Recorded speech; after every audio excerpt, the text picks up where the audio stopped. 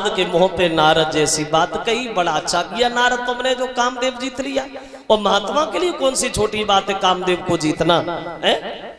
नारद बोले हाँ प्रभु देखो तुम समझ गए, तुम समझ गए कोई छोटा काम किया, बहुत बड़ा काम किया। उठे और चले गए। लेकिन भगवान इधर अपनी माया दिखाने लगे। एक बड़ा सुंदर नगर बसाया, जिस नगर के राजा हुए हैं शीलनिधि, और उन्हीं के घर में एक लड़की पैदा हुई जिसका नाम पड़ा विश्वमोहिनी।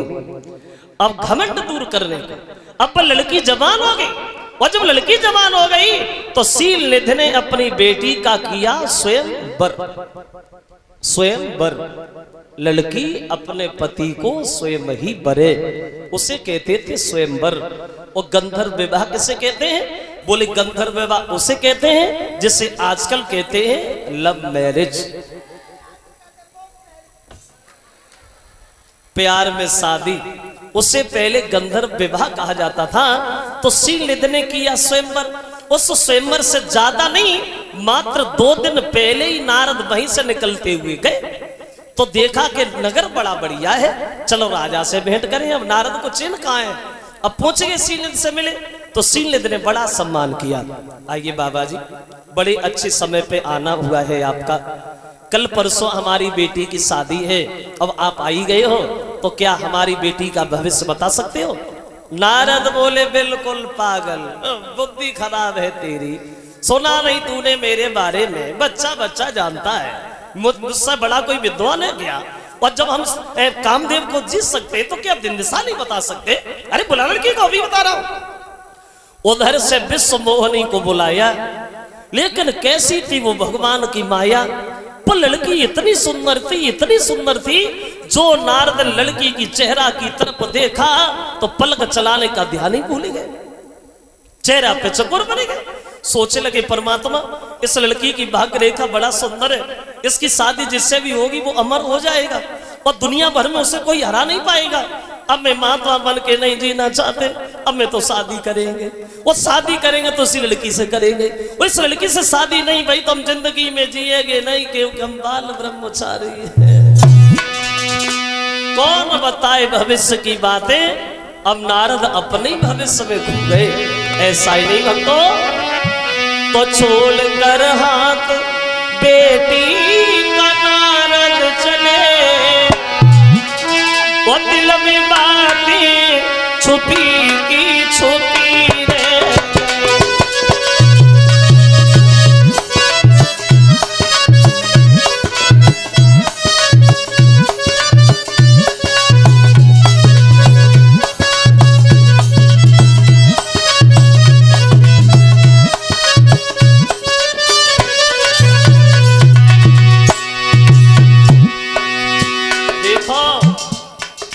नारद जिन्हें घमंड था कि मेरे बराबर दुनिया में कोई ब्रह्मचारी नहीं है, लेकिन लड़की को देख करके पागल हो गए। ऐसा ही नहीं, छोड़ कर हाथ बेटी का नारद चले, दिल में बातें छुपी की छुपी, कुछ कह ना सके अपने मन की व्यथा, कुछ कह ना सके अपने मन की व्यथा, श्वास उनकी रुकी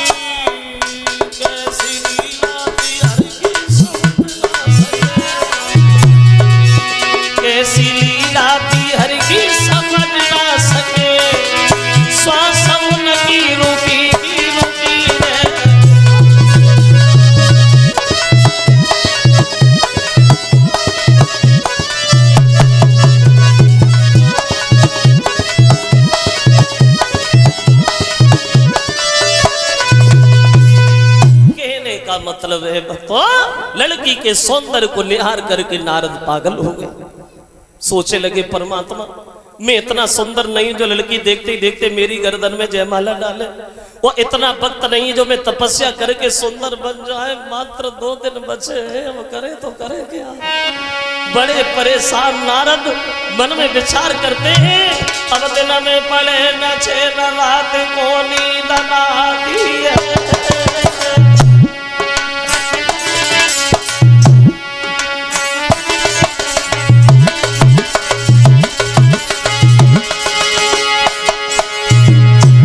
नारद को अब दिन में पड़े न छे न रात को नींद न आती है। जब देख नजर उठाई ध्यान में लड़की आती है। गरीबों के सदन जब विश्व मोहनी दुल्हन बन मेरे घर में आवेगी रे हराम अब खाना पीना है। और सोची नारद मिल लड़की के अब नहीं जीना है। क्या करूं क्या करूं, 2 दिन बचे, अगर किसी और से शादी हो गई तो मैं किधर जाऊंगा। और दोष भी नहीं है नारद का, क्यों जे प्रेम बुरी जंजीर वीर तुम झूठवती मानो। जमीनाई जाति कछुके सबुरी बीमारी जाए जानो रे हमेशा।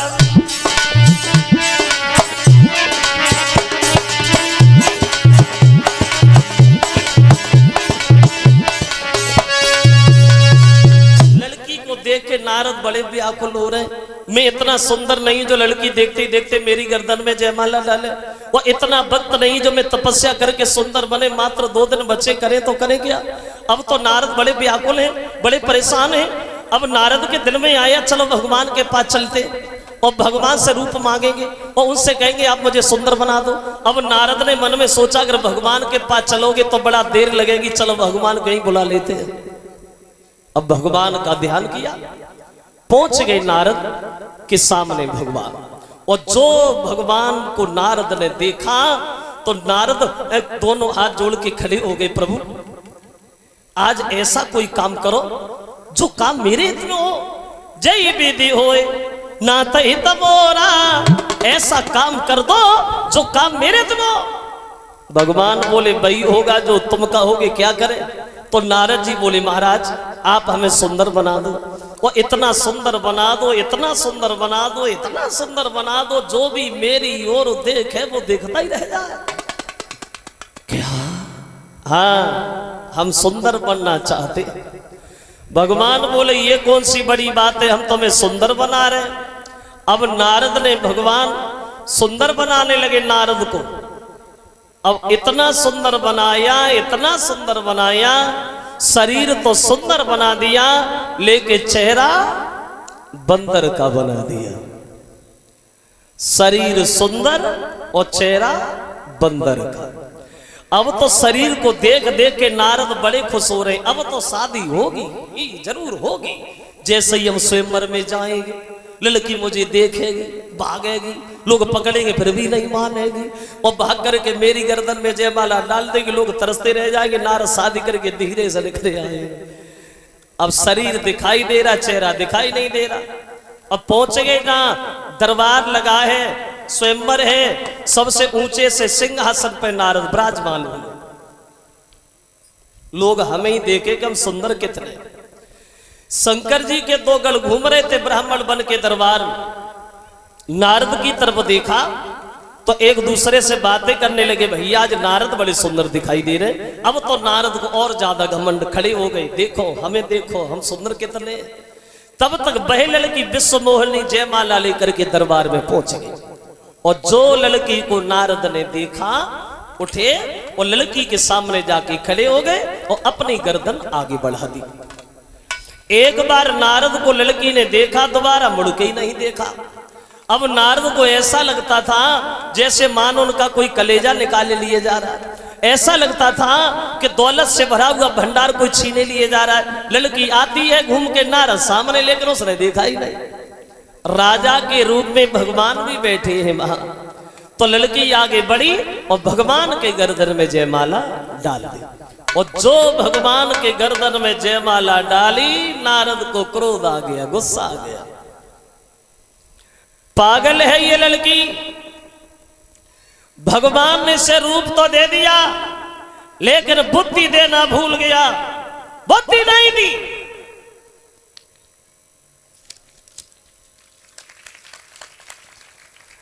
ये भी नहीं जानती इन लोगों में सबसे ज्यादा सुंदर कौन है।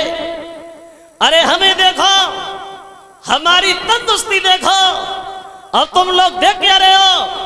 इस लड़की से कहो जयमाला हमारे गर्दन में पड़नी चाहिए, शादी हम करेंगे, हम।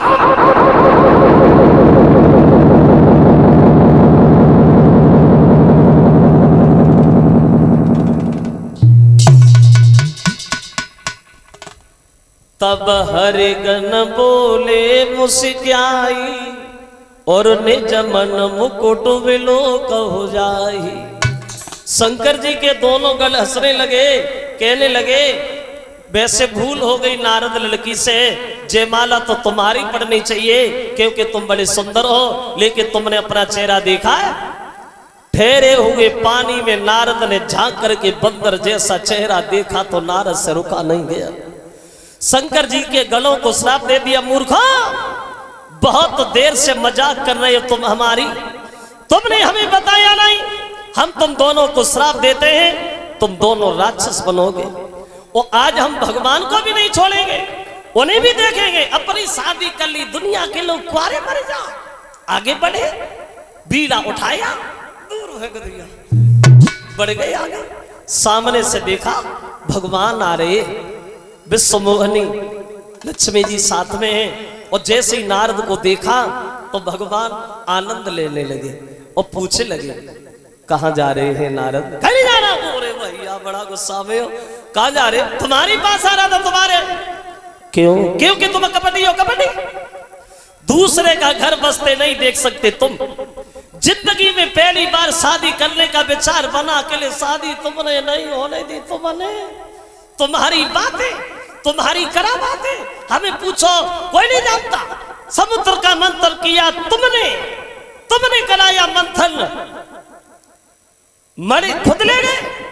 शंकर जी को पागल बनाया, उन्हें जहर दिया, देवताओं को अमृत पिलाया, राक्षसों को शराब पिलाई, लेकिन तुमसे कोई कहे कैसे? हमें पूछो तुम्हारी बात है। गुस्सा में नारद और बोले परम स्वतंत्र और नसर पर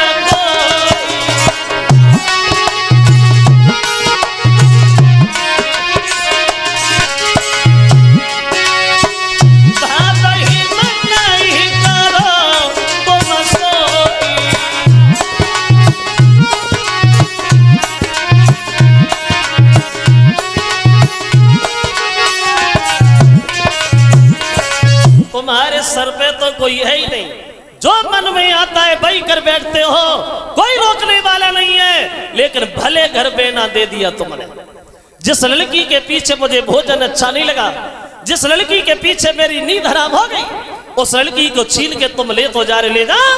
एक दिन वो होगा, इसी लड़की के पीछे तुम्हें भूतल पे जाना पड़ेगा। और जो बंदरों का चेहरा देख के तुमने हमारी हंसी की है, यही बंदर तुम्हारी सहायता करेंगे, ये हमारा श्राप है। बाद में जब भगवान ने अपनी माया हटाई तो नारद ने देखा ना मां लक्ष्मी जी है ना विश्वमोहनी है, कोई नहीं है।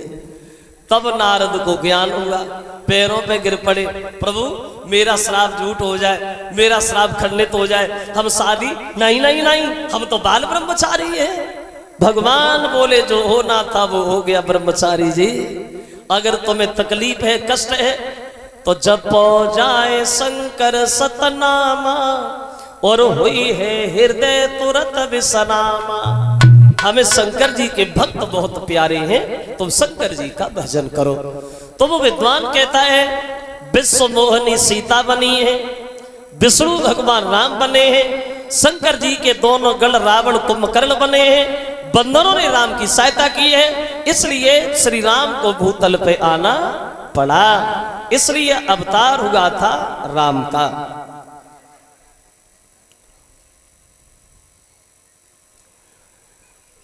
ये 500 रुपया हमारे करीब आए हैं, ये रीना यादव पूर्व प्रधान, ये बांग, उन रीना यादव प्रधान जी की तरफ से ये 500 रुपया हमारी करीब आए हैं। कामना करते हैं भगवान समाज में सम्मान और दीर्घ आय प्राप्त होती रहे। ये 100 रुपया हमारे करीब आए हैं और 50 रुपया हमारे ढोलक मास्टर रवि के लिए और बाबा जी के लिए भेंट कर रहे हैं। श्रीमान ओमकार यादव ये बमिया, ये अनिल दरुगा जी के साले साहब, उनकी तरफ से लिखा है पर्दा हटाएगा।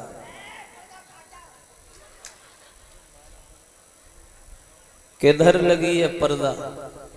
हाँ चलो देखेंगे। गीत ये बड़ा है, इसमें बहुत समय लगता है।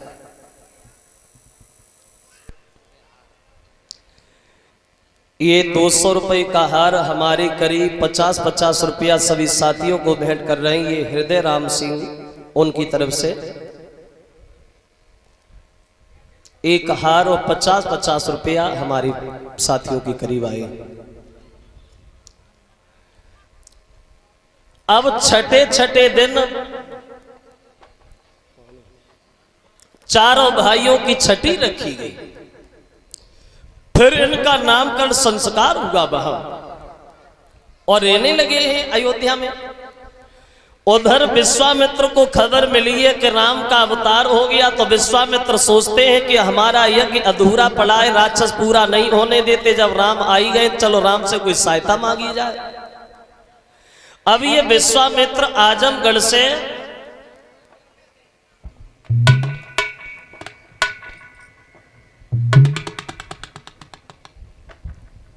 और अयोध्या में पहुंच गए, दशरथ जी से मिले। तो दशरथ बोले प्रभु कुछ दान चाहिए? बोले हाँ। क्या चाहिए? बोले हमें धन दौलत की आवश्यकता नहीं है अवध नरेश, हम दान के रूप में तुम्हारे 2 पुत्र मांग रहे हैं, राम और लक्ष्मण को तुम हमें दे दो। राम लक्ष्मण को लेने आए। जब ये सुना तो दशरथ जी की आंखों से आंसू निकले आया। क्षमा करना गुरुदेव, अगर तुम्हारी इच्छा है तो पूरी अयोध्या का राज्य आप हमसे मांग लो। जितनी हमारी घर में दौलत भरी है पूरी दौलत आप मांग लो, लेकिन राम लक्ष्मण को हम आपको नहीं दे पाएंगे, क्योंकि हमने बुढ़ापे में अपने बच्चों की सूरत देखी है। और विश्वामित्र से दशरथ बोले कि मेरे जीवन के दोनों, मेरे जीवन के दोनों और सहारे न मांगो, अवध मांग लो, अवध मांग लो, राम प्यारे न मांगो, अवध मांग लो।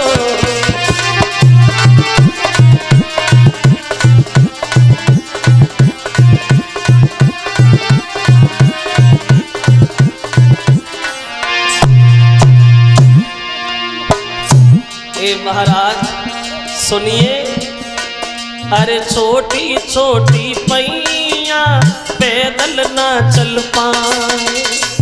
अभी छोटे हैं राम, अरे छोटी छोटी पैया पैदल ना चल पाए। छोटी नरम कलैया धनवा ना धर पाए।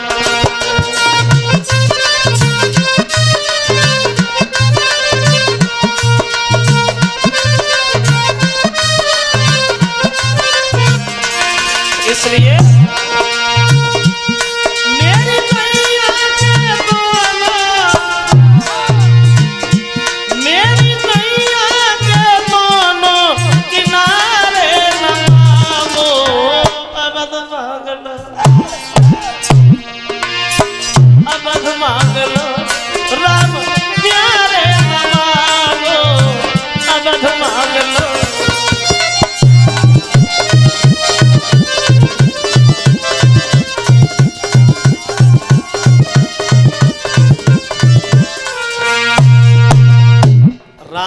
लक्ष्मण को ना मांगो, जो इच्छा हो वो मांगो। तो विश्वामित्र दशरथ को समझाने लगे, दशरथ सुनो, जिन्हें तुम साधारण बालक समझ रहे हो, ये कोई बालक नहीं है, भगवान। इनका अवतार हुआ है, पृथ्वी को हटाने को आए हैं श्री राम। इसलिए मेरी बात मानो, मोह जाल में न पड़ो, तो इन्हें हमारे साथ भेज दो। तो बोले महाराज अगर मानते नहीं हो तो ले जा, लेकिन हमारे बच्चों का ध्यान जरूर रखना। तो दशरथ से विश्वामित्र बोले हम इनका क्या ध्यान रखेंगे, ये तो दुनिया का ध्यान रखने वाले। आगे बढ़े, राम लक्ष्मण को लेके चले आजमगढ़ के लिए विश्वामित्र। तो रास्ता में जम्भासुर की पत्नी ताड़िका से भेंट भई राम की। तो राम ने विश्वामित्र के कहने से जीवन में पहली बार और पहले बार से उस राक्षसी ताड़िका का वध किया है वहां। अब ताड़िका का वध करके आजमगढ़ में पहुंच गए।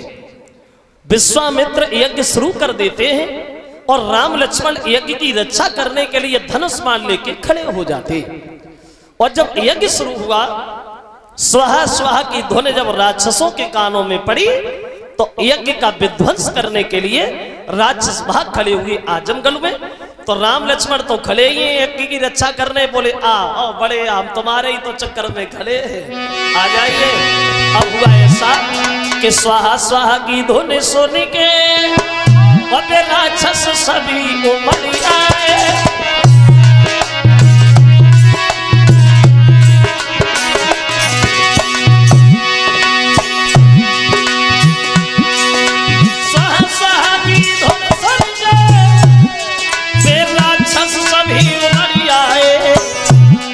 अब जिन्हें देख श्री राम लखन फिर मना पले में मुस गया है।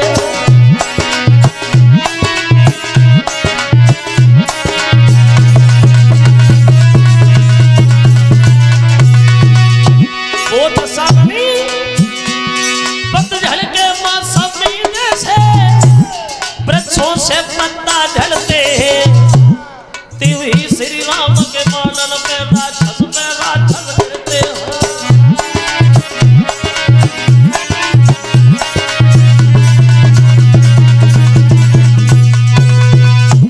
दशा बन गई जैसे पतझड़ के मौसम में वृक्षों से पत्ता झड़ते हैं, ऐसे राम लक्ष्मण के बाणों पर राक्षस गिरते हैं। ढेर लग गया राक्षसों का। रावण का मामा भी आया मारीच वहां।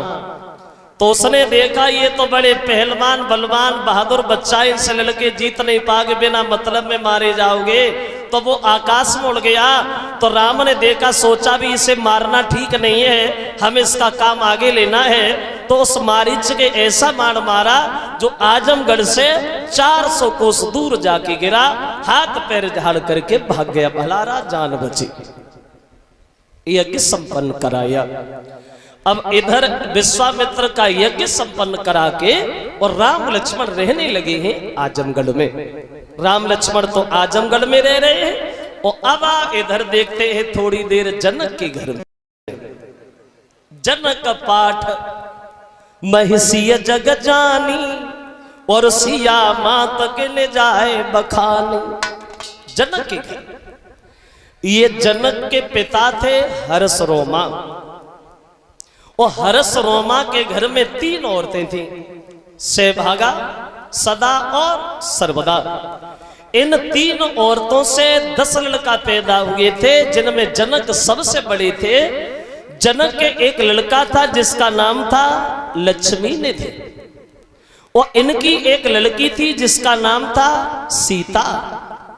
तो इन सीता ने एक दिन वो काम कर दिया जो कभी कोई बहादुर नहीं कर सका।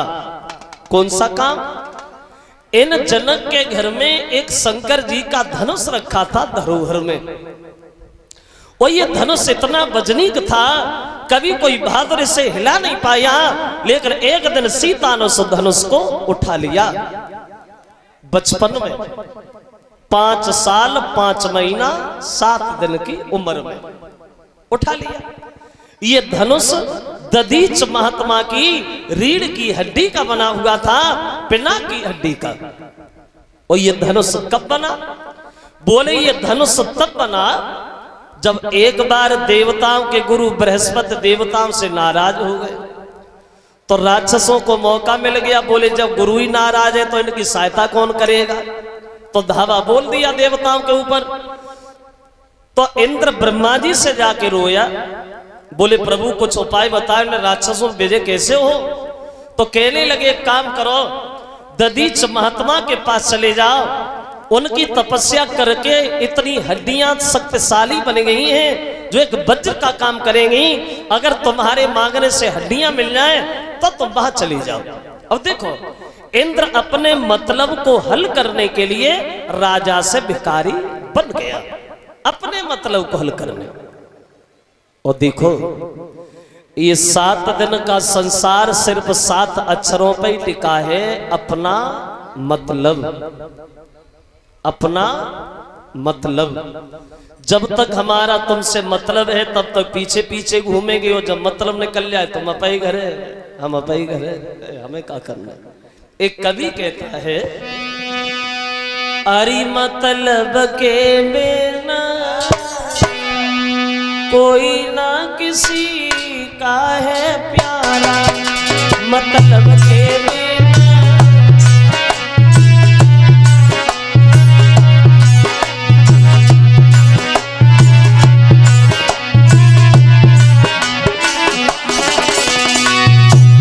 जरा गौर करें, ये बात हर किसी पे लागू हो जाती है। अरे जब तक बैल चलतू है हल में तब तक डारे चारा। जब तक बैल के शरीर में ताकत रहती है तब तक खूब खुशामत होती है। बजे गए चारों डाले आए, और नाए खाओ तो रातब को रहे आए। क्यों? सवेरे हल चलाना है, मतलब है उससे। अरे जब तक बैल चलतू है हल में तब तक डारे चारा। बूढ़ो सोई दो कसायन गर्दन चली रहो आरा रे, मतलब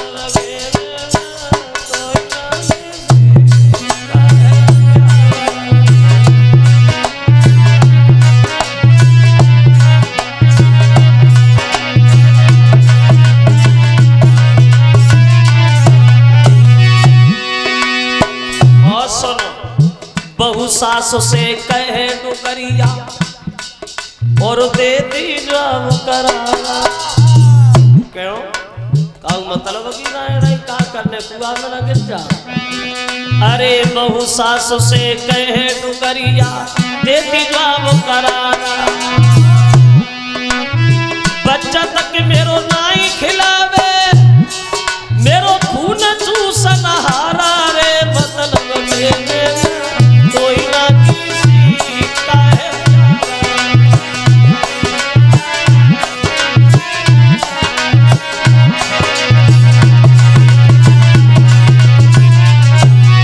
और सुना, चेला बन के ज्ञान सीख ले भेद भाव ले सारा। तब तक गुरु की बड़ा सेवा होती है जब तक चेला का मतलब रहता है। और जब मतलब निकल जाए फिर मुड़ के भी नहीं देखता, हमें क्या करने, मरो ना, हमें क्या करने। अरे चेला बन के ज्ञान सीख ले भेद भाव ले सारा। जब सेवा को मौका लगे सोई अंगूठा करे सारा रे, मतलब के बिना कोई ना किसी का है प्यारा।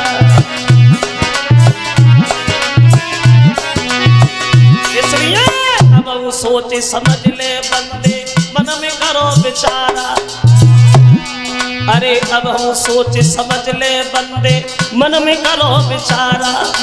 कहीं प्रकाश हरि नाम जपो तेरो खिला को छगो द्वारा रे, मतलब के बिना कोई ना किसी का है प्यारा।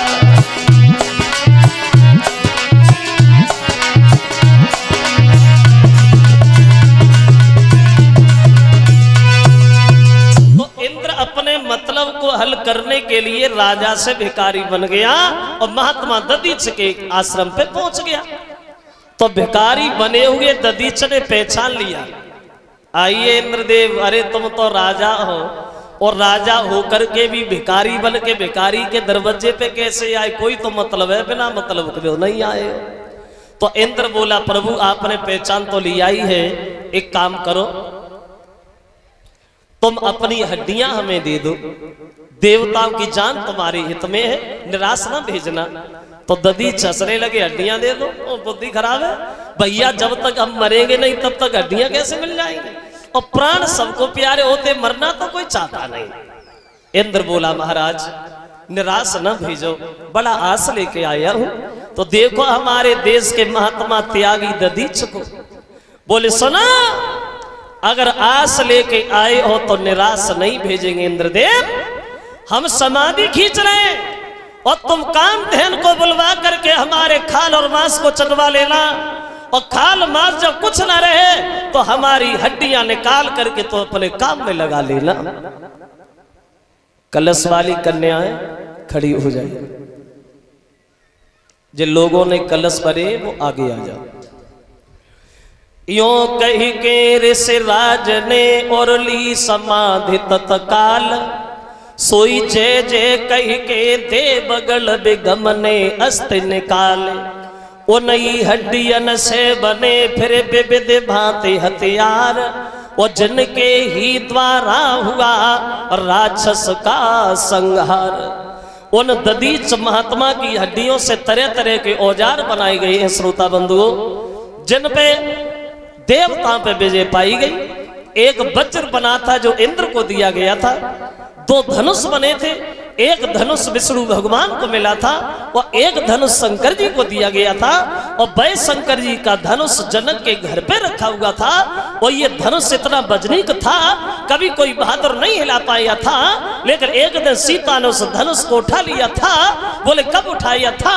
बोले तब उठाया था जो सीता की मृत्यु 5 साल 5 महीना 7 दिन की तब उठाया। तो श्री जनक दुलारी सीता ने और बचपन में कौतुक दिखलाया।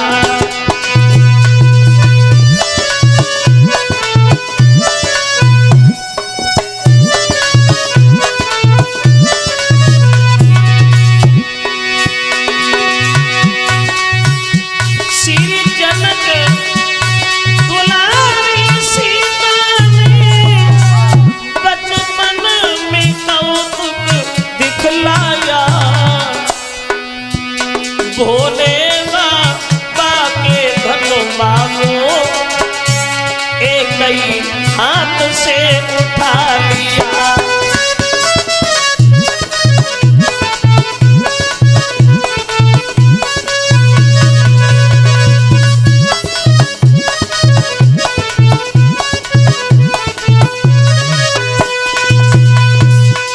उठा लिया धनुष, और जब धनुष उठाते जनक ने देखा तो जनक मन में सोचने लगे बाजी बा, आज हमारी बेटी ने वो काम किया है जो दुनिया भर में कोई भी बहादुर नहीं कर सका। तो क्यों ना हम ये फैसला करें, जो भी भोले बाबा के धनुष को तोड़ेगा वही हमारी बेटी सीता के साथ रिश्ता जोड़ेगा। क्योंकि लड़की से लड़का योग्य होना अति आवश्यक होता है। अगर लड़की पढ़ी लिखी है तो लड़का उससे ज्यादा पढ़ा होना चाहिए, क्योंकि अगर लड़की ज्यादा पढ़ी है लड़का कम पढ़ा है तो नहीं बनेगी। अगर लड़का ज्यादा पढ़ा है लड़की कम पढ़ी है, लड़का समझदार है तो जिंदगी काट देगा। लेकिन लड़की अगर ज्यादा पढ़ी है लड़का कम पढ़ा है तो नहीं बनेगी। जमाना बदल गया है, अब तो ब्याह ही छोड़ जाती है, अंतर आ गया है। जैसे विवाह शादियों में हम लोग कुंडलियां मिलवाते ना, कुंडली निकलवाते लड़का लड़की की। एक दिन हमारी बुद्धि में आया लड़का लड़की की कुंडली ना निकलवाई जाए, लड़का और लड़की की कुंडली कोई जरूरी नहीं है, लड़की की सास की कुंडली बहुत जरूरी है। क्योंकि सास और बहू में कम बनती है।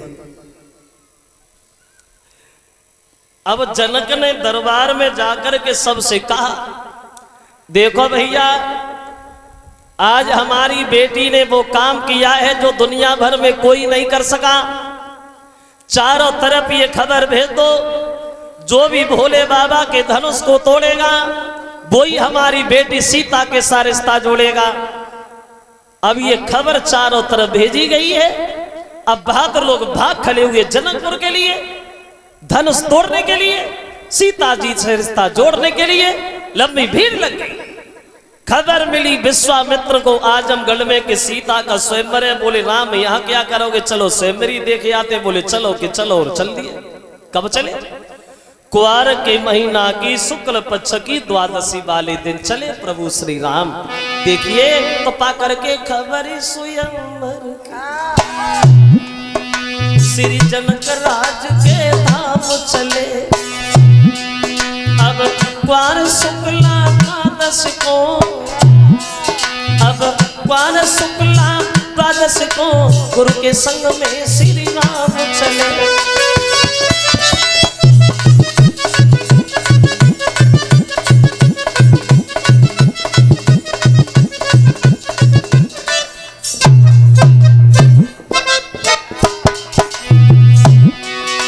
चले राम, बढ़ते जा रहे राम। पाखर के खबर स्वयंवर की,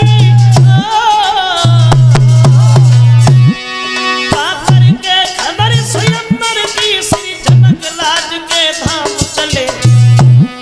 अब कुआर शुक्ला द्वादश को गुरु के संग में श्री राम चले।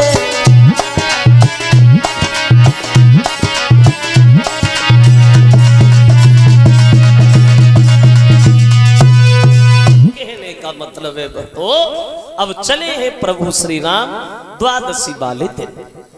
तो क्या देखा है राम ने? एक निर्जन वन है, निर्जन, जहां जानवर भी नहीं है, पक्षी भी नहीं है। उस निर्जन वन में एक पत्थर की शिला पड़ी है। उस पत्थर की शिला को देख करके राम ने विश्वामित्र से सवाल किया, गुरुदेव ये कौन है और यहाँ काय को पड़ी है? बोले राम ये है गौतम ऋषि की पत्नी अहिल्या, जो बरसों से तुम्हारे चरणों के धूल के इंतजार में पड़ी है। बोले अहिल्या है, लेकिन पत्थर की काय को बन गई? बोले इनके पति ने श्राप दिया राम। क्यों? सुनो, ये अहिल्या जो थी ये देखने में बहुत सुंदर थी। तो एक बार ये बाग में फूल तोड़ने गई तो इंद्र ने इसे देख लिया।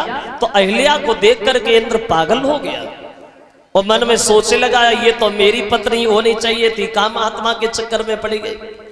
फिर मन में सोचा चलो मेरी पत्नी नहीं बनी तो क्या होगा, हम इससे मिलेंगे जरूर, इससे छल जरूर करेंगे। लेकिन मिले कैसे? महात्मा जी तो पूरे दिन घर में ही रहते, अगर घर खाली हो जाए तो ठीक है। फिर मन में सोचा वो गंगा स्नान करने जाते तब घर खाली होगा, तब चलेंगे। फिर दिल में आया वो तो सुबह को जाते, कहीं रात में चले जाए तो बढ़िया रहे। अब बैठा बैठा सोच ही रहा है, तब तक चंद्रमा आ गया। क्या सोच रहे इंद्र भैया? बोले कुछ नहीं चंद्रमा, थोड़े उलझ गए उलझन में, आज रात को तुम हमारे साथ चले चलो। अब चंद्रमा ने लौट करके इंद्र से ये भी नहीं पूछा कि तुम हमें लेके कहां चलोगे, चलो कि चलो, चल दिए। देखो ये इंद्र चंद्रमा को अपने साथ क्यों ले गया? देवता तो और भी थे, किसी दूसरे देवता को क्यों नहीं ले गया? एक बात ध्यान जरूर रखना, हर आदमी के विचार हर आदमी से नहीं मिलते। विचार उसी से मिलते हैं जो अपने ही विचारों का होता है। जैसे झूठ बोलने वाला आदमी सच बोलने वाले आदमी के पास ज्यादा देर ठहर नहीं पाएगा, दोनों में लड़ाई हो जाएगी। सूर को सूर, गुड़ी को गुड़ी, ठग को ठगई भावे, काग को काग मराल और गधा की पीठ गधई खुजियावे। और ज्ञानी से ज्ञानी करे चर्चा और लबरा दे लबरई उठ जावे। हर आदमी के विचार हर आदमी से नहीं मिलते। चंद्रमा से विचार इसलिए मिले क्योंकि चंद्रमा भी थोड़े गिरे हुए विचारों का था। चंद्रमा के घर में 27 औरतें थी, 27 पत्नियां, और 27 पत्नियों के बाद में भी चंद्रमा ने अपने गुरु बृहस्पति की पत्नी तारा को भगा लाया था। ये अवगुण चंद्रमा के भी अंदर था। बोले ना तुम हमारी का हो और ना हम तुम्हारी का है, हम दोनों एक से। अब देखो पराई औरत के पीछे वो इंद्र अपनी औरत भूल गया और रात के अंधकार में जंगल में ठोकरें खाने लगा, दूसरे की औरत के पीछे पहुंच गया। तो चंद्रमा बोला भैया इंद्र यहाँ क्यों आए? ये तो महात्मा जी का घर है। बोले ये तो आना था। क्यों? बोले चंद्रमा आज रात को थोड़ी देर के लिए तुम्हें हमारा एक काम करना है। क्या करना है? तो बोले सुनो चंद्रमा, बोला थोड़ी देर के लिए कि तुम मुर्गा बन जाना, थोड़ी देर को कि तुम मुर्गा बन जाना और मैं बाबा बन जाऊंगा। तुम मुर्गा बन जाना, मैं बाबा बन जाऊंगा।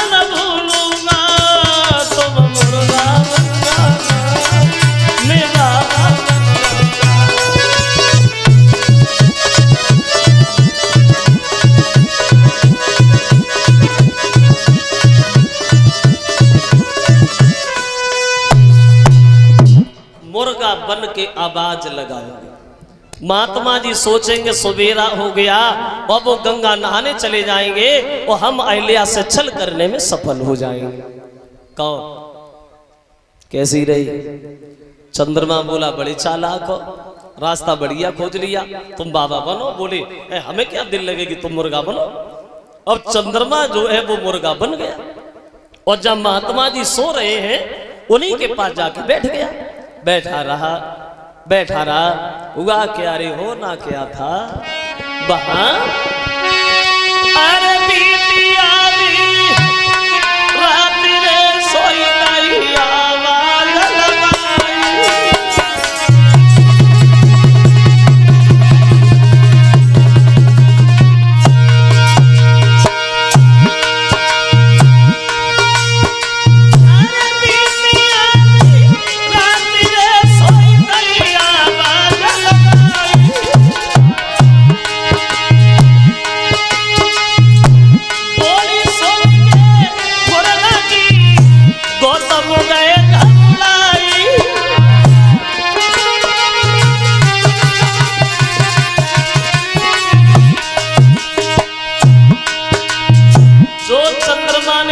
लगाई। महात्मा जी उठ के बैठ गए, सवेरा हो गया। अरे आज बड़ा जल्दी सवेरा हो गया।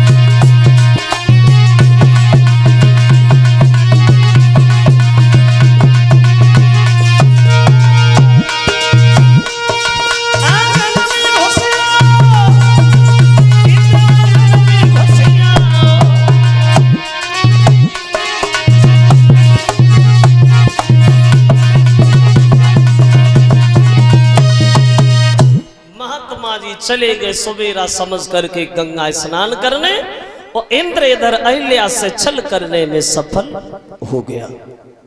खबर मिली महात्मा को घर पे छल हो रहा है, भागे। चंद्रमा मुर्गा बना हुआ दरवाजे पे पाया, भीगी धोती मारी जिसके धब्बा आज तक नहीं छूटे। वो अपनी पत्नी को श्राप दे के पत्थर की बना दिया, राम ये बोई अहिल्या जो बरसों से तुम्हारे चरणों के धूल के इंतजार में पड़ी है, तुम इनका उद्धार करो। तो छुअत सिला भई नारे सुहाई, पत्थर से स्त्री बनी गई जो भगवान की बार बार वंदना करने के बाद परम धाम के लिए जाती हैं। अब अहिल्या का उद्धार करने के बाद और बड़े प्रभु श्री राम आगे क्वार की महीना की पूर्णमासी की शाम, थोड़ी देर में चलेंगे गुरु जी के पास।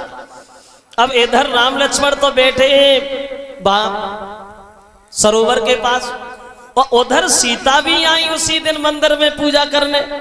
अकेली नहीं है, सहेलियां साथ में, पूजा की थाली हाथ में। वो सीता जी जो है वहां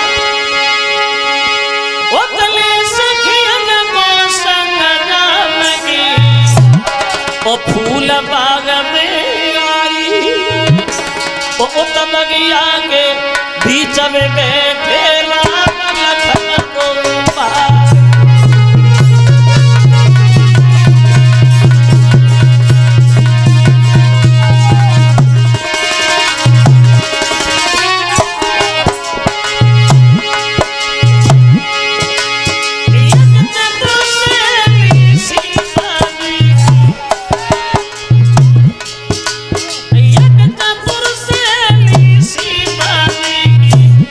राम के आई सूरत देखी दो भैयन की नहीं गई नारी जवान।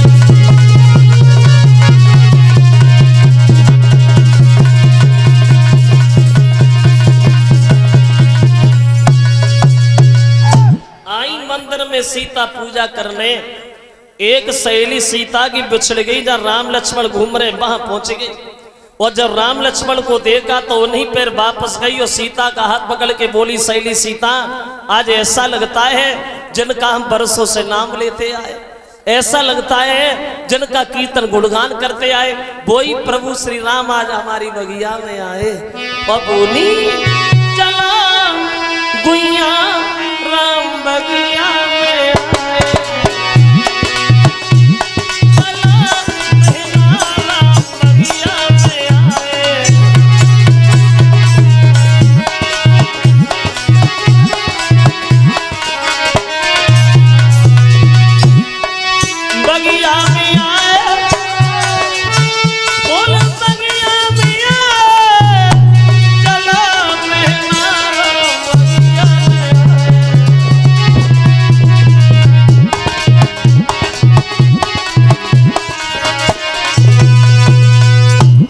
चलो तुम भी दर्शन करो राम के।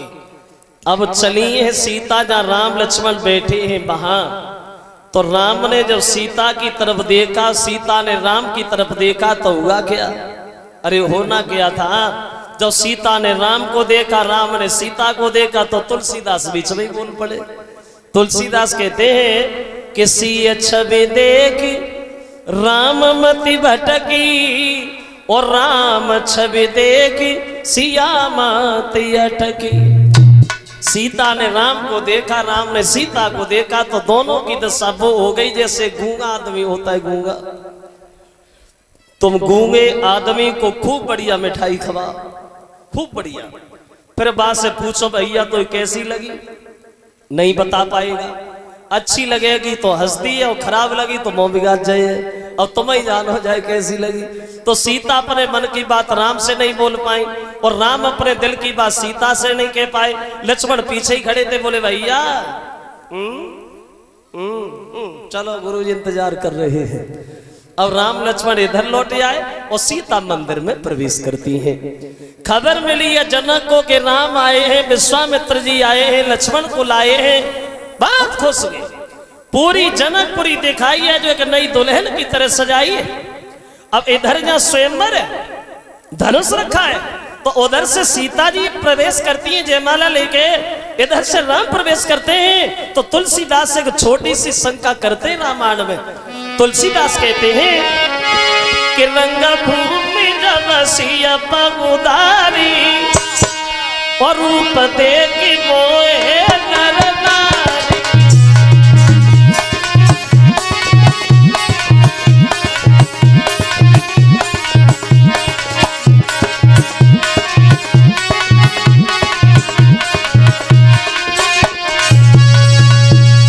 तुलसीदास बोले जब सीता ने उस रंग भूमि में कदम रखा तो उनकी सुंदरता देख करके स्त्रियां भी मोहित हुई और पुरुष भी मोहित हुए।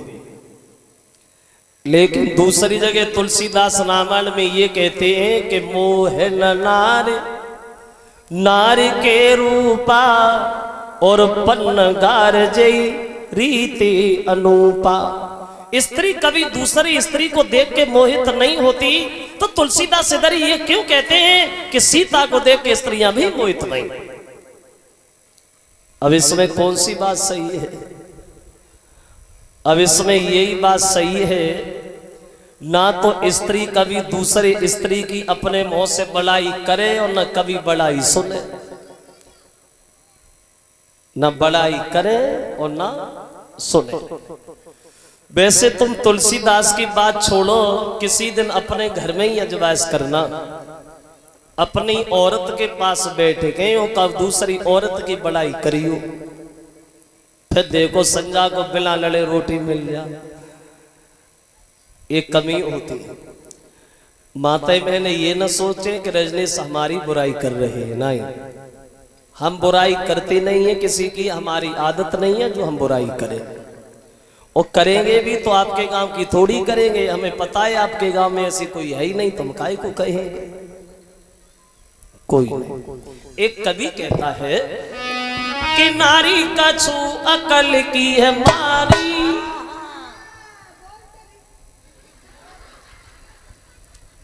ज्यादा नहीं है, आप लोग ये सोचो ज्यादा है थोड़ी है।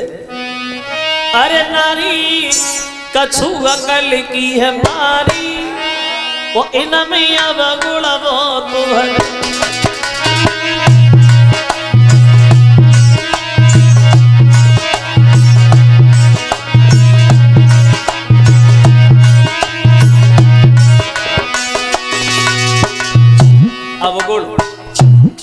अवगुण की खान है औरत। आजकल की कोई बात नहीं है, आप लोग ये सोचे लगो आजकल की कह रहा हूं, नहीं नहीं नहीं, आजकल की स्त्रियों में कोई अवगुण है ही नहीं, तुम काहे को कहे, कोई है। इनकी बात छोड़ो, पुरानी बात देखो। उन तीनों देवियों ने जब ये सुना अनसुईया बहुत बड़ी पतिव्रता है, तो नींद तो उन्हें ना आई। देखो लक्ष्मी पार्वती जी छेदन दिल में लाई, और लेना परीक्षा अनसुईया की, और दीने पति बढ़ाई बाने पलना में लय नारी न में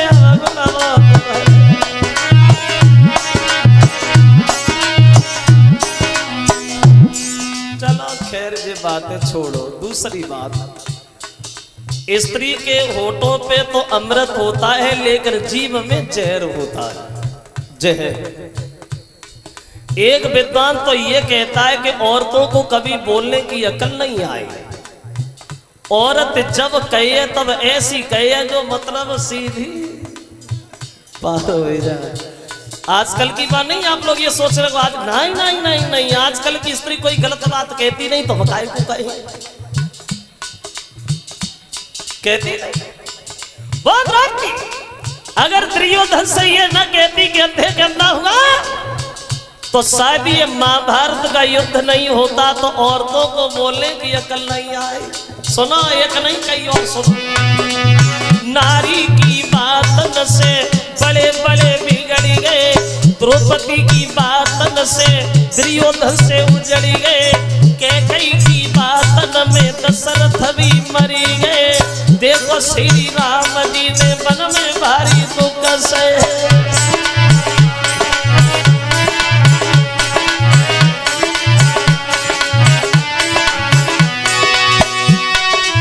नारस्य ज्ञानी जो नारी के पीछे घूम गए, बड़े बड़े तैरन वाले वो भी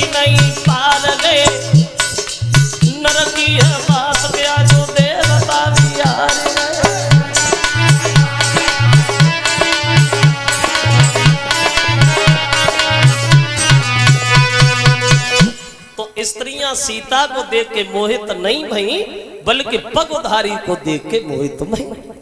पगुधारी किसे कहते हैं? बोले पगुधारी कहते हैं प्रभु श्री राम।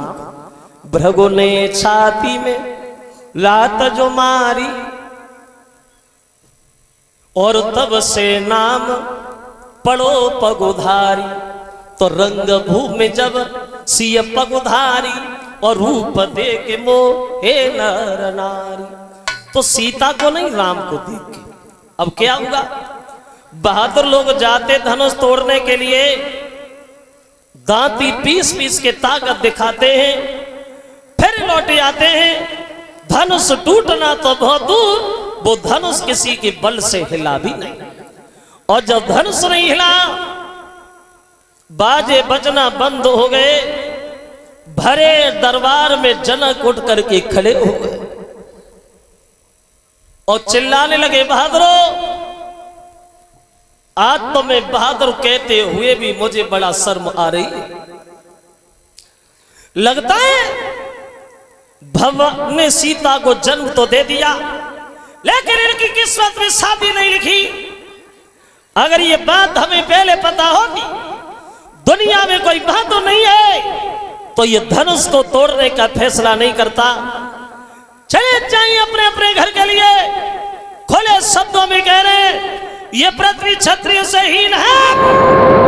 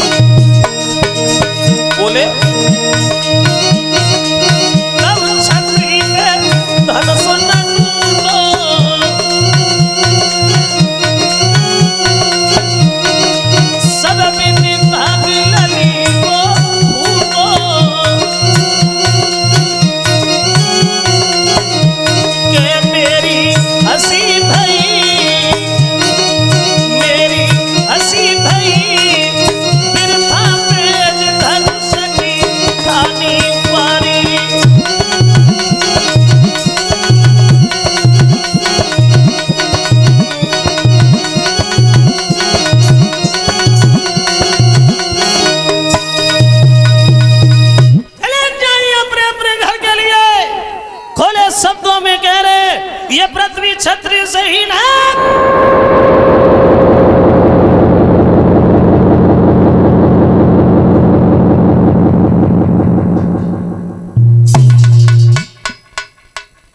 जो ये शब्द जनक ने कहे, बहादुरों के चेहरा शर्म के कारण नीचे को झुक गए। लेकिन शेषावतारी लक्ष्मण से नहीं रुका गया। लक्ष्मण खड़े हो गए और दांती को पीस करके चिल्लाने लगे, जनक राज!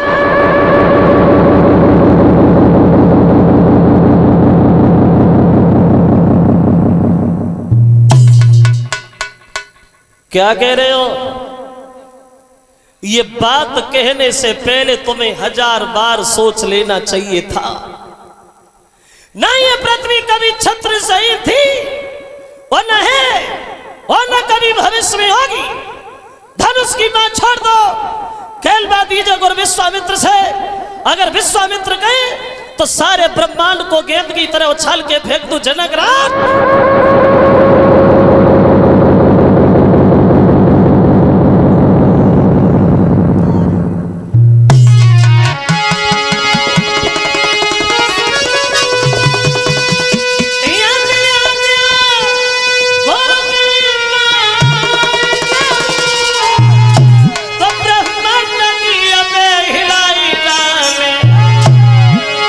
सूरज चांद को और निकल जाए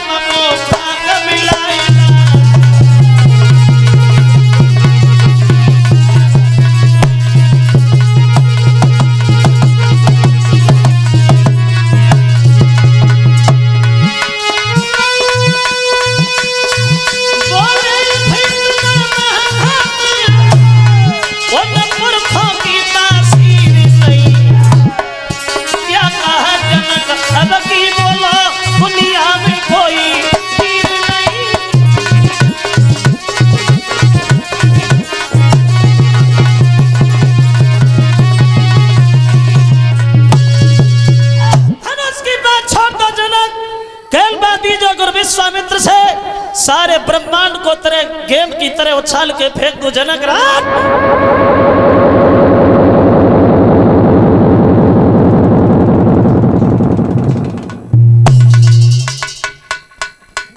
जो लक्ष्मण बोले तो बहादुरों के चेहरा लक्ष्मण के चेहरा की तरफ टकटकी लगा के देखते ही रह गए। जरा सा बच्चा वो कितनी बड़ी बात बोल गया कि ब्रह्मांड उछाल दे, बुद्धि खराब हो गई है इसकी।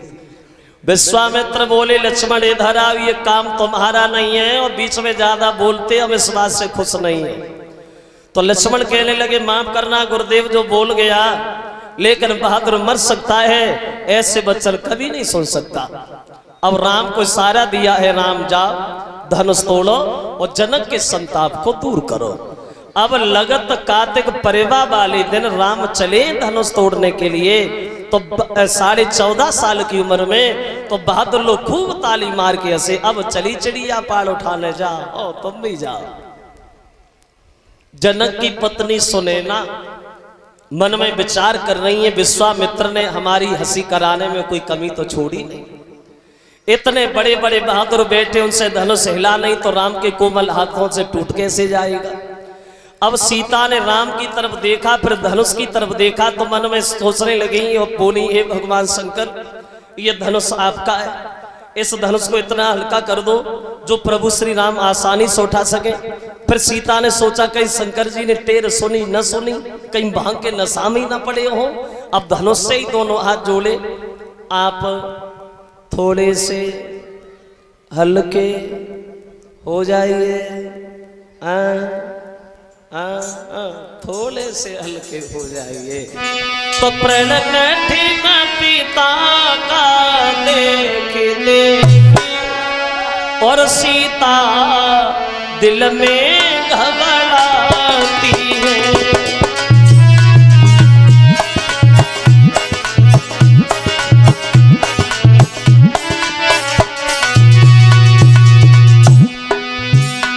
जयमाला हाथ में लिए हुए देवी देवता मनाती है। बढ़ते जा रहे हैं राम, धनुष के करीब पहुंच गए। एक हाथ से धनुष उठा लिया, धनुष उठाते तो सबने देखा, लेकिन जब टूटा तो किसी ने नहीं देख पाया। वो दशा बनी, फिर पता नहीं कब झुका धनुष, आवाज आई कानों में और भूमि पे टूका दुई टूटी पड़े, भरी गई घोर चौभुवनों में।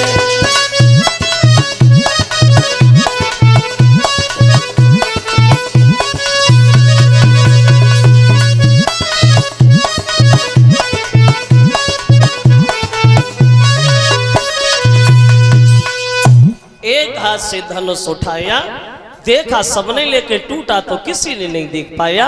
आवाज, तेज आवाज के साथ जमीन पे गिर गया और जैसे ही धनुष टूटा तो जनकपुर की लड़कियां सीता से बोली, देख क्या रही है सीता जी, टूट गया, जयमाला डाल दो।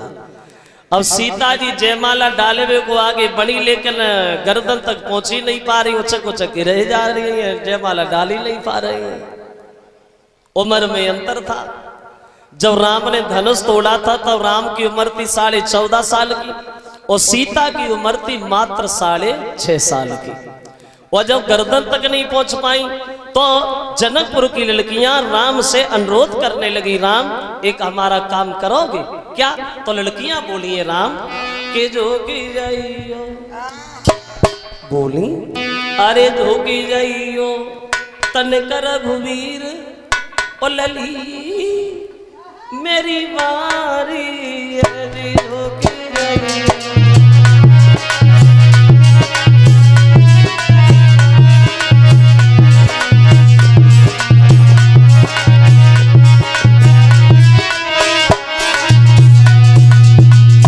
झुके जा, झुके जा। तो राम ने मन में सोचा भैया मजबूरी है तो झुकना भी जरूरी है, ला झुके जा रहे, हमारा क्या जा रहा है। और राम झुकवे को तैयार भये तो लक्ष्मण बीच में ही बोलना शुरू हो गए, भैया झुके रहे हो, ससुराल में शुभ हो जाएगी सामने, वो भी पहली बार। अगर आज झुक गए तो जिंदगी भर के लिए झुके रहोगे, झुकना ना है। राम नहीं झुके, सीधे खड़े हैं। तो लड़कियां बोली, झुकना पड़ेगा तुमको, झुकना पड़ेगा, झुकना पड़ेगा राम, झुकना पड़ेगा।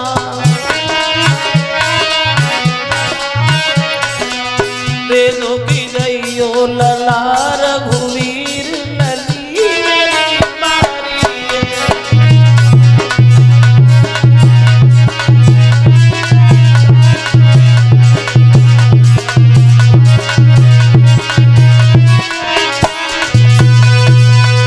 राम नहीं झुके तो लड़कियां लक्ष्मण पे बकिया के दौरे पड़ी, जयमाला कब की पहन गई होती, अकेले तुम नहीं पहनने दे रहे हो लक्ष्मण। तो लक्ष्मण बोले, हमसे कहो हम पहनवाए। बोले पहनवाओ ना, मुंह की तरफ देख रहे खड़ी खड़ी, देर हो रही है। और लक्ष्मण ने सबको सुना के एक बात की, भैया ने कितना बड़ा काम कर दिया, भैया ने धनुष तोड़ दिया और हमने अपने बड़े भैया के पैर भी नहीं छुए। और लक्ष्मण ने पैर छुए, राम ने झुक करके आशीर्वाद दिया, सीता जी को मौका मिल गया, भाग करके जयमाला डाल दी।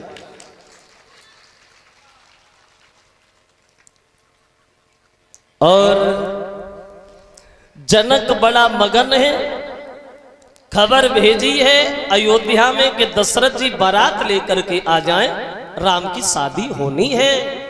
अब राम की बारात सज धज करके अवधपुर से जब जनकपुर में गई तो जनकपुर में जाकर के 74 दिन जाके रुकी। कितने दिन रुकी? 74 दिन। आजकल जैसी दशा नाए अति पहले बारात में पहुंची ना पाए, ता से पहले फिर भेज दे घरों को, नाश्ता से भी कोई वास्ता नहीं। पहले हर आदमी के पास टाइम था, अब किसी के पास टाइम नहीं रहा। आज के जमाने में आदमी के पास ना काम की कमी है, ना दाम की कमी है, ना धाम की कमी है तो सिर्फ एक टाइम की कमी है। टाइम नहीं है किसी के पास। किसी से भी मिलके पूछो, भैया मरने तक का टाइम नहीं। अब सोचो, क्या मरने के लिए टाइम निकालना पड़ता है? वो तो खुद ही निकल आता, फिर टाइम ही टाइम रहता है। करे तो जल्दी, चले तो जल्दी, परे तो जल्दी, खाए तो जल्दी, सोए तो जल्दी और जाए तो जल्दी। टाइम नहीं। वो अब तो भैया आजकल की बारातों की दशा ही बदल गई है। घर से खाए के जाओ, लौट के घर ही खा, वो तो बारात है। वो अइना के बयान में जोले जूता ना चले तो ले ब्याह ही खाए के। अब वो दशा है। आजकल कोई बड़ो बूढ़ो बारात में जाए तो उनसे पूछो, भैया तुम्हें क्या मिलो बारात में खाएगी? तो धक्का के अलावा कुछ ना बताए, बस धक्का मिले और का मिलो। वैसे हमारे देखो, अगर तुम्हारे शरीर में ताकत है तो खाए को ढूंढ ले, और ताकत ना है तो प्लेट पकड़े घूमते ही रहो, तो कोई पूछने वाला नहीं है। बड़े बूढ़े लोग आज भी बताते हैं कि 3-3 दिन की बारातें तो अभी तक नहीं। पहले दिन जाती, दूसरे दिन रहती और तीसरे दिन आती। काऊ को 5 साल बाद गोनो हो तो, काऊ को 3 साल बाद गोनो हो तो, काऊ को 2 साल बाद गोनो हो तो। अब टाइम ही नहीं, अब टाइम नहीं। अब ब्याह बाद में हो तो गोनो पहले हो जाते। तो मस रहे सांची कह रहे, ब्याह बाद में गोनो पहले। वो पेपर में नहीं देते चटमगनी पटव्या, पेपर में आता है चटमगनी पटव्या, पटव्या चट बच्चा दे रही ना। समय ही नहीं रहा, वक्त नहीं रहा किसी के पास। तो राम की बारात 74 दिन रुकी और राम की ही शादी नहीं भई, बल्कि 4 भाइयों का विवाह हुआ जनकपुर में। राम की शादी हुई है सीता जी के साथ, लक्ष्मण की शादी हुई उर्मिला के साथ, भरत की शादी हुई मांडवी के साथ, और शत्रुघ्न की शादी हुई है श्रुतकीर्ति के साथ। 4 भाइयों का विवाह हुआ। और जब बारात चलवे को तैयार भई तो जनकपुर की लड़कियां बोली, बारात जा रही, ला दो गाड़ी गाय। गाड़ी वैसे क्षमा करें, गाली बारी परंपरा तो आज भी हमारे यहाँ चल रही है, ब्याह शादियों में गाली गाई जाती है, लेकिन पहले ऐसी गाली नहीं गाई जाती थी जैसे आजकल गाली गाई जाती। हो सकते पहले इतनी पढ़ी लिखी औरतें ना हुए, अब पढ़ी लिखी ज्यादा है, तासे पढ़ी लिखी गाली देती है। कथा भागवत में काऊ के कीर्तन बोल लो तो नहीं बोलती, क्योंकि शर्म लगते है। और जेई औरतें काऊ को तेल ताई हो, फिर देखो झटका है ना।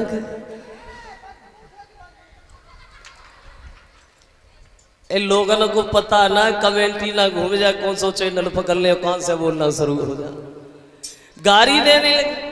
तो राम लक्ष्मण से बोले, भैया लक्ष्मण देखो तुम बहुत बीच में बोलते, कोई कुछ भी कहे तुम नहीं बोलोगे। बोले हम नहीं बोलेंगे भैया, हम चुपचाप बैठे।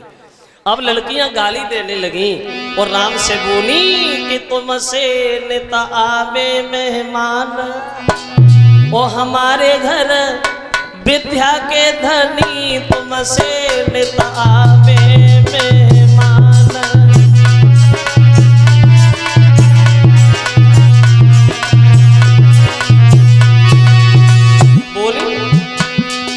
लेन देन को कछुनाए हम पे हमें खाली याद,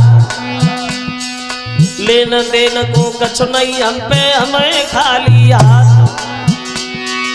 मेरी जा बेटी की रघुबर अब लाज तुम्हारे हाथ, सेवा तो मुँह पे कछु न बनी, तुमसे नेता आवे मेहमान।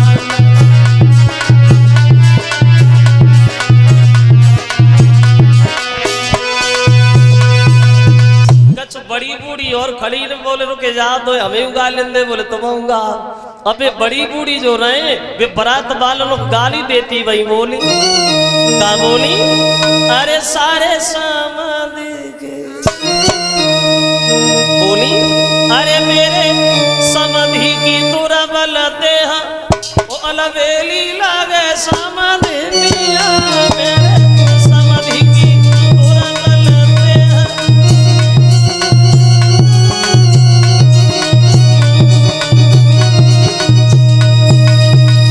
एक लड़की बोली क्यों, अब सब लोग चिल्लाए रहे हो और बारात की तरफ से कोई बोली नहीं रहो। दूसरी बोली चुप रहा, तो बुलवा न किया कल ही ना आए, हम बुलवाए, बोले बुलवा। अब लड़की आगे बढ़ी और राम से बोली, राम तुम्हें पता है उस अयोध्या में क्या होता है, क्या होता है? लड़की बोली क्या होता है वो हमें अच्छी तरह से पता है, क्या होता है? बोले सुनो राम, ना तकदीर से होते और ना पीर से होते, और बाबापुरी में लड़का पैदा खीर से होते।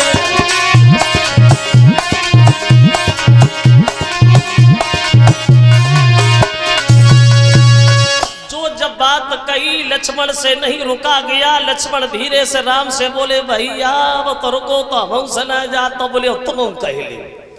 तो लक्ष्मण बोले तुमने बता दिया अयोध्या में क्या होता है, लेकिन तुम्हें ये नहीं पता इस जनकपुर में क्या होता है। बोले क्या होता है, वो हमें अच्छी तरह से पता है, सुनो।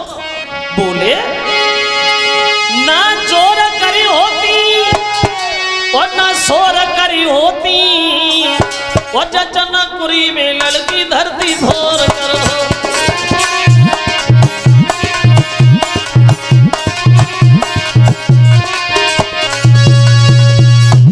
सब लोगों ने भोजन किया और भोजन करके बारात चली आई। 7 दिन रास्ता में लगे, पहुंच गए अयोध्या। देखिए कहां दशरथ एक एक पुत्र के लिए तरस रहे थे, आज घर में 4 कुल वधुएं घूम रही हैं। तो एक दिन दशरथ ने मन में बहुत अच्छी बात सोची, बड़ा अच्छी बात, जरा गौर से सुनना। क्या सोचा? दशरथ ने यह सोचा कि अब हमारा परिवार बड़ा हो गया, कहीं किसी से लड़ाई झगड़ा ना हो जाए, तो अपनी 3 पत्नियां बुलाई, 4 पुत्रों की पत्नियां बुलाई और पास बैठाल करके सब समझाई। सुनो कौशल्या, तुम घर में बड़ी हो, क्या नियम है सास का बहू के लिए और बहू का क्या नियम है सास के लिए, कैसे रहना चाहिए बहू को सास के साथ और सास को कैसे रहना चाहिए बहू के साथ। ये हमारी माताएं मेरे ज्यादा ध्यान दे। अगर लत्ती लड़ाती हो तो अब ना लड़ियो। वो हमें पता है तुम्हारे गांव में कोई लत्ती ना हुई है, कोई नहीं। क्या नियम है सास का बहू के लिए? तो बोले सुनो, बहू के लिए सास का नियम ये है कि पर लड़किनी बधू घर आए और राखे नैन पलक की नाए। बोले पराई घर की लड़की जब अपने लड़का की बहू बन के आंगन में आ जाए तो सास का नियम यह होता है, जैसे आंखों के दीदों की रक्षा करने के लिए पलक हमेशा तैयार रहते हैं, ऐसे सास का नियम है पहले बहू की तरफ देखे, हमारी बहू किसी बात से परेशान तो नहीं है, किसी बात से दुखी तो नहीं है, फिर खुद की तरफ देखे। पहले बहू को देखे फिर खुद को देखे। और ये सुनाए हो वो चाहिए, बहू तो घरे फटी हुई धोती पहने, सास बिंदिया लगा के गांव में घूमे। बोले नहीं, ये नियम है सास का। बहू का क्या नियम है? बोले बहू का नियम ये है कि सास ससुर गुरु पति पूजा और जा से बढ़ के धर्म न दूजा। सास ससुर को देवी देवता माने, पति को परमेश्वर माने, घर को मंदिर माने। ऐसे विचार जिस घर में होते हैं वो घर घर नहीं, एक स्वर्ग की तरह होता है। भागवत में तो यहां तक प्रमाण है, अगर स्त्री के घर में सास ससुर पति मौजूद हैं तो उस स्त्री को मंदिर में पूजा करने का कोई अधिकार नहीं है। सास ससुर को देवी देवता, पति को परमेश्वर, घर को मंदिर। अगर ये विचार जिस घर में है तो वो घर नहीं है, वो एक स्वर्ग है। लेकिन अगर मगर किंतु परंतु इसका मतलब अलग है। पहले सास ससुर की पूजा होती थी, और ऐसा नहीं है कि पूजा अभी न होती हो, होती तो है, लेकिन अंतर इतना आ गया, पहले वे छोटी माई अगरबत्ती लगाई जाती थी, हम उससे कामना चलते वे लंबी माई उठाई जाती। मैं तो देखता रहता हूं। अब वो दशा है, बहुअन को देखो शासन से और नित उठ के रार मचाती है, और घर को जितनो काम काज सब बुढ़ियन पे करवाती है। घर को खाना नी को न लागे, होटल को महबाती है, और पति से बातों भार गई जे उलट रुआ वो जमाती है। वो दशा है। एक बात हमारी जरूर ध्यान रखना, कभी तुम्हारे घर में झगड़ा नहीं होगा, जिंदगी में लड़ाई नहीं होगी। अगर सास अपनी बहू को अपनी सगी बेटी मान ले, सास अपनी बहू को जिस दिन अपनी सगी बेटी मान ले, और बहू जिस दिन अपनी सास को अपनी सगी मां मान ले, तो उस घर में कभी झगड़ा हो ही नहीं सकता। सासों को अपनी बेटियां प्यारी हैं, लेकिन बहू बहुत खराब है, और बहू को अपनी अम्मा बहुत अच्छी लगती है, सास को जो लगते कि जाए चूल्हे में घुसते वही ठीक है। यानी सास अपनी बहू को बेटी मान ले और बहू अपनी सास को अपनी मां मान ले, तो उस घर में कभी झगड़ा नहीं होगा। ये मैं दावे के साथ कहता हूं। ये 100 रुपया हमारे करीब आए हैं, 50-50 रुपया साथियों को भेंट कर रहे हैं, और 1 टी रिफाइंड भंडारे में दान आया है। ये अमित भीमसेन जसवंतपुर के रहने वाले हैं, उनकी तरफ से। और 100 रुपया हमारे पास 10-10 रुपया सभी साथियों को, 10-10 रुपया कलश वाली कन्याओं को भेंट कर रहे हैं। ये सच्चिदानंद फौजी उनकी तरफ से आए हैं। और 100 रुपये आए हैं उमा शंकर ये कंडक्टर रोडवेज, उनकी तरफ से। लिखा है उसी गीत के बारे में कि पर्दा हटा दे, बड़ा भावई है, ला सुना दो। वैसे गाना बड़ा है, थोड़ा सुना दो, थोड़ा। वैसे क्षमा चाहेंगे अपने बुजुर्गों से। इस गाने में है तो कुछ नहीं, सिर्फ एक लाइन है और एक लाइन का ऑपरेशन कर दिया गया है बस। जो ये गीत हमारे मामा जी ने गाया था, एक गाना सब कलाकार कैसे कैसे गाते, और जब कोई गाना ज्यादा चलने लगता है तो गाने वाले उसी के पीछे पड़ जाते हैं। कोई भी गाना हो, कुछ दिन पहले गाना आया था, एक बार आजा जा, ये भी गाना इतना चला था, बहुत चला था। ये पुराना गीत है, हमारे बड़े बड़े लोग बैठे हैं, इनके जमाने में होगा, पहले कहीं फिल्म वालों ने गाना गाया था, फिल्म वालों ने गाना गाया, ये पर्दा हटा दे जरा मुखड़ा दिखा दे, हम प्यार करने वाले कोई गैर नहीं, अरे हम तुम पे मरने वाले कोई गैर नहीं। ये तो रात फिल्म वालों का। अब ये गाना इतना चला, बच्चे गली गली में गुनगुनाने लगे। एक लड़की पढ़ी लिखी फिल्म देखने को गई तो उसे ये गाना बहुत पसंद आया। स्वामी आधार चैतन्य जी की कथा हो रही थी, तो लड़की ने जब शाम को आरती भई तो वह गाना अपनी धुन में गाती हुई बोली, क्या बोली? अरे पर्दा हटा दे भैया मुझका दिखलाए दे, पर्दा हटा दे भैया मुझका दिखलाए दे।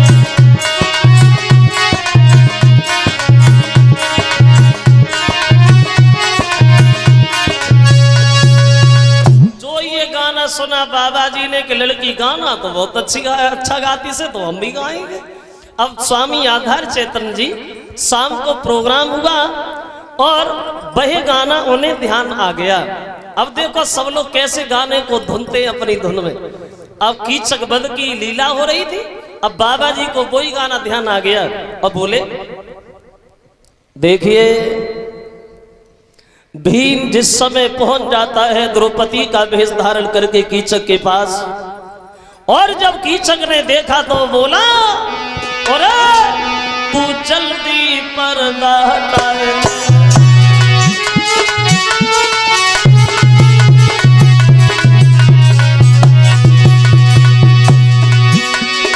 अरे तू जल्दी पर्दा हटाए दे, गोरी अपनों मुख दिखलाए दे।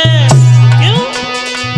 हम प्यार करने वाले धीरे धीरे, हम तुम पे मरने वाले धीरे धीरे।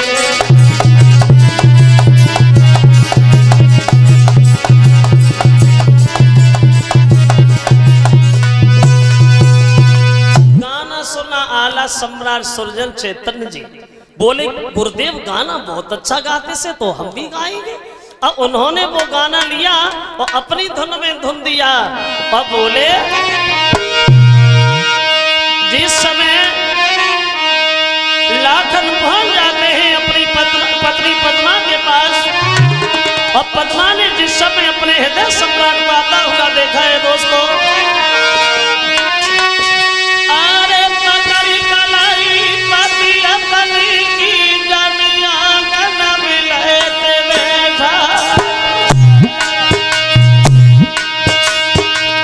और लई है बिजनिया मोरे पंख की धोरन लगी पति बैठा।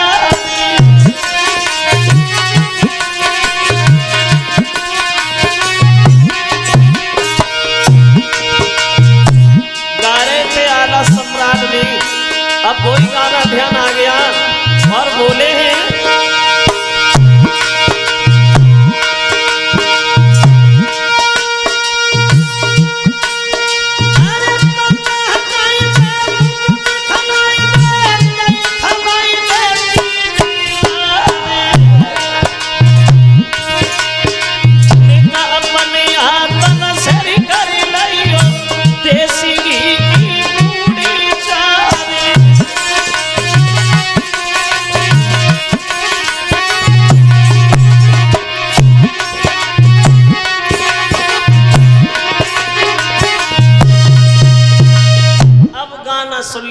गुरुदेव श्रीमान ब्रजेश शास्त्री जी, और उन्होंने ये सोचा जो सब गा रहे तो हम काय को रहे भैया, पीछे हम भी गाएंगे। और उन्होंने वह गाना अपनी धुन में धुन दिया और बोले कि पर्दा तो हटाई दे अरे मेरी रानिया, कोई मुखड़ा दे ना दिखाई।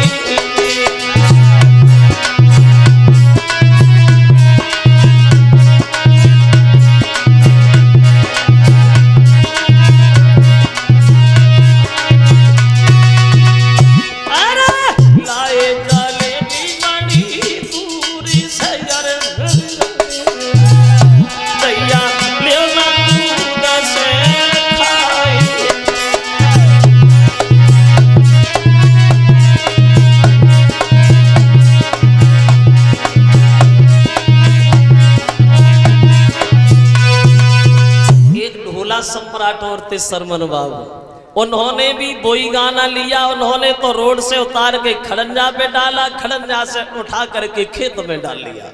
अब वे वह गाना अपनी धुन में गाने लगे और बोले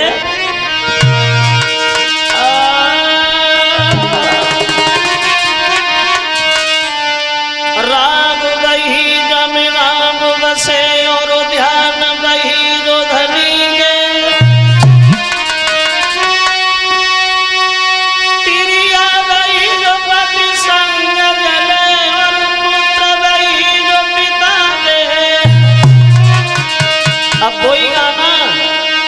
बोले सूरजगढ़ में जिस समय रानी मंजा फंस जाती है तो बोला है वो अरे मेरी जान देखो मंजा, अरे मेरे जान।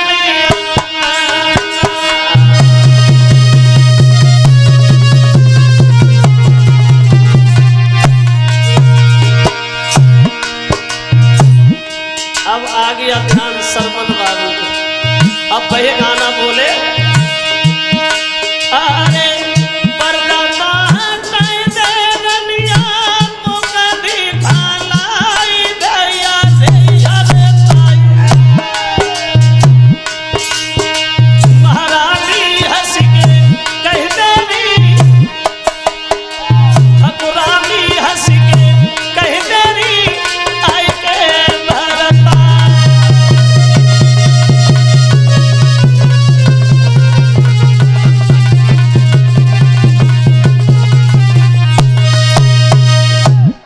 चलो हो गया, आओ आगे बढ़े। इधर शादी के 1 साल बाद भरत जो है ये ननिहाल में चली गई, और शादी के 12 साल 3 महीना बाद राम के राज तिलक की तैयारियां होती हैं। 12 साल 3 महीना बाद अयोध्या में राम के राज तिलक की तैयारियां शुरू हो गई। अब एक लाल का छोटा सा कीर्तन हो जाए, सभी लोग कीर्तन बोलेंगे धीरे धीरे।